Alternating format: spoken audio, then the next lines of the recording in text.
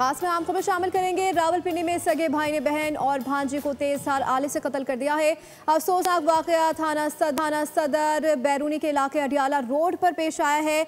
Update कर रहे हैं, मकतूला की शुनाख्त अंजुम के नाम से हुई है। पुलिस ने बरवक्त पहुंचकर मुलजिम को तहवील में ले लिया।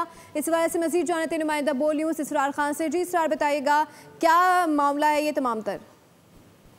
जी बिल्कुल, ये आज अफसोसनाक वाक़या रावलपिंडी का इलाका है। अडियाला सदर बैरूनी का ये इलाका है जहाँ पर ये वाक़या पेश आया। जहाँ मुलजिम ने एक सगी बहन को जो है वो कत्ल कर दिया तेजधार आले से, और जबकि यही मुलजिम जो है ऑलरेडी इस्लामाबाद के इलाके के जो में भी अपने वालिद और एक बहन को जो है ना ऑलरेडी कत्ल करने के बाद यहाँ पर पहुंचा, और यहाँ पर पहुंचने के बाद उसने तेजधार आले से अपनी बहन का ना सिर्फ गला काटा बल्कि एक छोटी मासूम बच्ची का भी गला काटा, लेकिन तमाम वो खुशकिस्मती से बच गई है।